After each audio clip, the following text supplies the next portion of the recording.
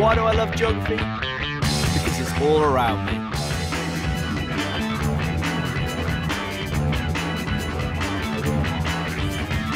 In this film, I'm going to meet geographers who do everything from exploring the North Pole to mapping poverty in the UK. Talking to them, I'm hoping to find out what they love about the subject and what makes now such a great time to be a geographer.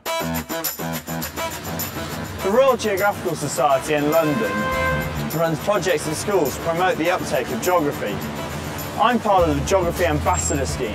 That involves me going into schools giving talks and presentations to students. Dr. Rita Gardner is the director of the Royal Geographical Society. Why do you love geography?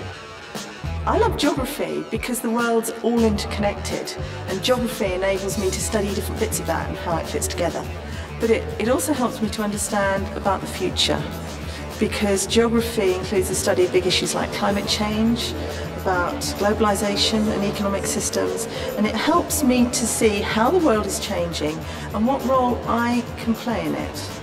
So it's not just passive learning from textbooks, it relates to me and how I link to the wider world. I've come to the RGS to meet some other ambassadors. What words sum up geography for them? You learn things in the classrooms and then you actually investigate it outside. You see it happening right in front of your eyes. So in that sense, it's very involving. We got to spend a week in Devon in Slapton, wading through rivers in the rain. It was very, very fun.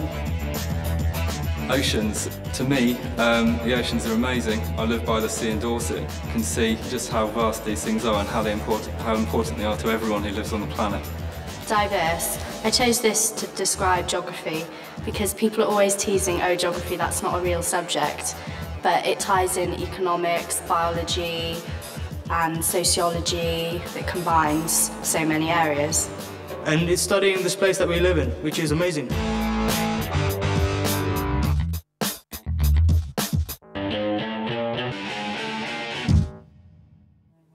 One of my best geography experiences was when I was in Borneo in 2004. I worked with the conservation charity Rhino SOS, tracking these endangered animals in the rainforest. They estimate there's 20 left in the world. And that's not very many if you consider Borneo is the 4th largest island in the world, and pretty much all of it is a rainforest. We were staying in the jungle, we were staying on hammocks and stuff. We were deep in the jungles. It's not all sophisticated like you think. We're not looking down with a satellite down, we've got a heat sensor, we can see them. We actually just had sticks in our hands and we're grazing the floor to look for footprints. It is really exciting to go to a place that there is no maps. It's really fun. To be honest, once you get in a rainforest, it all looks exactly the same. You could turn left, right, but go straight, go back, and it would make no difference. You'll just get lost without a person that knows the specific route that you're taking. And that's my Isle of Man flag, as you can see. These are all local guys who've lived there all their lives, grew up there, so they know the jungle. These guys literally have got it all imprinted up there. They know exactly where they're going. They've got their own onboard GPS, if you like. And I can honestly say, without them, I probably would have got lost or maybe even got killed or died. Seeing the rainforest in Borneo was one of the things that inspired me to do geography at university. Tori James has climbed to the top of Everest. She is a physical geographer who loves her subject.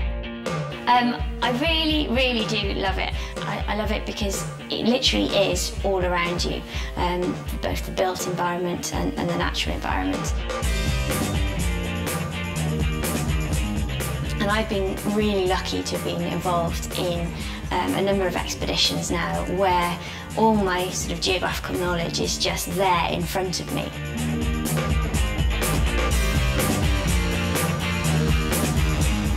So everywhere you look, you'll be walking along and you'll be able to identify features for yourselves, such as the snout of a glacier or a hanging valley.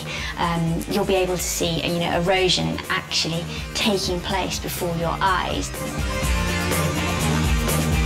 When you're doing something as challenging as Everest, you need little things to cheer you up. So maybe one of these hats, I'm not sure pink is my colour. Sure. So you like red? Well, if I try that one on then, you're snowflake. I kind of had to pinch myself that it was Everest that I was standing on top of. and I just stood on the summit and did a full 360 degrees and looked around and realised that I could see the curvature of the Earth. Wow.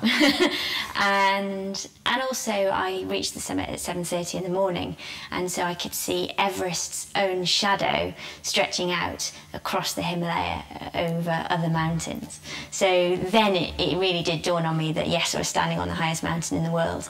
And I actually stayed up there for about 40 minutes, which is quite a long time when you've got sort of 50-mile-an-hour winds and the temperature's at -40.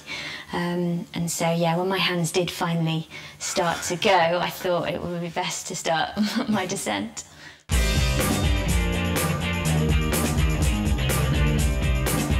I really enjoyed meeting Tori James. But what about geography closer to home? Well then, please.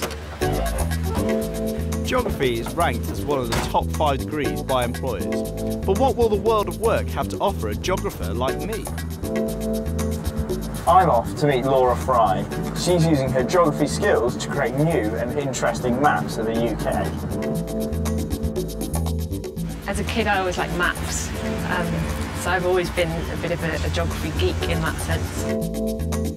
Laura works in London for a charity called Unlimited. They give money to community projects across the UK. Hi, good morning, Laura. How you doing? So, Laura, why do you love geography? Gosh, so many reasons. It means that I get to follow one of my interests, which is people and place. Laura's working on a series of maps. They will show the difference that Unlimited's community projects make to people's lives in the poorest areas of the country. At the moment, we're just gathering lots of information. In 2009, we'll be able to show a series of maps. Laura took me to her office to show me the work that she's done so far. One of the maps I saw showed where the charity's money is being spent. This one is the UK one, but we can zoom in and we can go to London, for example. So the areas of red and orange are the most deprived areas in London. Okay. It's quite a lot. And then the black triangles are our award winners. So we can see that a lot of our award winners are doing work in the most deprived areas of London. It's really interesting to see Laura using her geography skills in her work.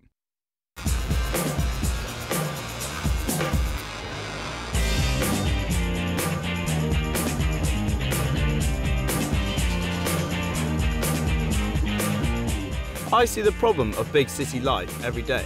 So what are geographers doing about that?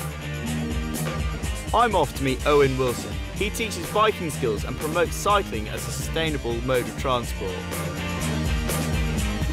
Okay, come to me, straight at me, and stop. Okay, superb. Well, geography for me is just such a broad subject. Any science, any politics, economics, they all have a real strong geographical element.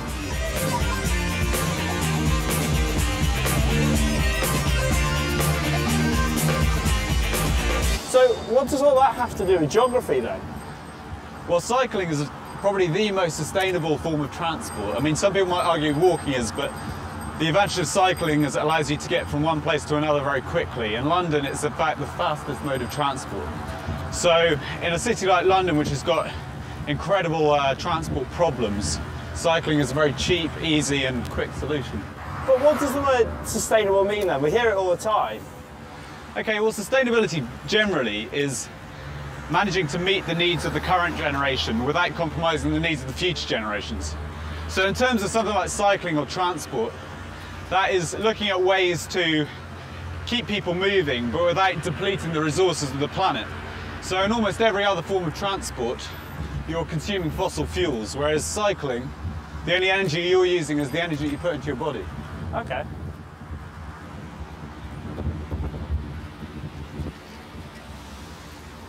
I've worked consistently in sustainability, which is a principal element of geography. And I just really love the fact that geography has given me the opportunity to do so many interesting and rewarding jobs. Owen's working really hard to promote sustainable transport. Like all geographers, he takes a close interest in the environment. My next stop is to meet someone who has seen the effects of climate change firsthand. I've come to West London to meet explorer Ben Saunders. He's the youngest person ever to ski solo to the North Pole, and next year he's skiing all the way to the South Pole. Why does he love geography?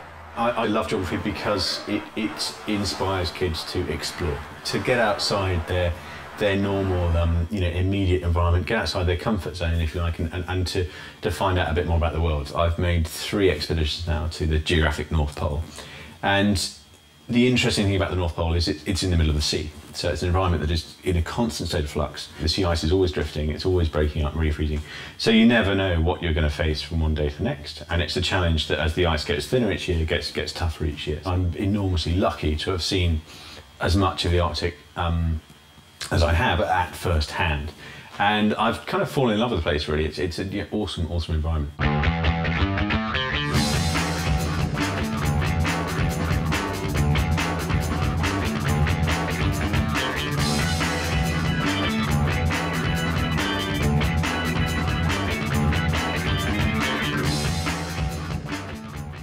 I think my geography teacher, GCSE level, would be amazed to hear me sitting here now, talking about geography.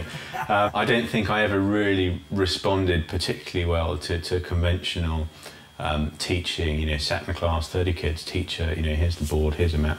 And I never really made the connection. If only I'd had this sort of physical engagement with geography, genuinely with the outdoors, then I think I would have got a lot more from it as a subject. So getting outdoors, to me, I think is crucial. My aim is to set a speed record, and the fastest time so far has been set using dogs. So the challenge is to beat the dogs, essentially. 37 days to beat from Wardhunt, about Cape Columbia, so just a little bit down the coast, to the North Pole. So how do you actually get there? A ski plane called a Twin Otter will take me up to Wardhunt Island. And we'll start early March, I think the first week of March, and it's so early in the spring that far north it's still dark most of the time. And then 3-4 weeks later it'll be 24-hour daylight, and I'll be skiing through into the spring and the summer. How important is geography? The 2 big challenges facing us, i.e. humanity at the moment, are the environment and what is happening to the environment, what we're doing to the environment, and cultural conflict. And I think geography as a subject is uniquely placed to address both of those issues and to engage young people with both of those issues, and to get them thinking about what the answers might be. Meeting the people in this programme, I've seen just how broad and diverse geography is. We all have our own and very different reasons for loving geography.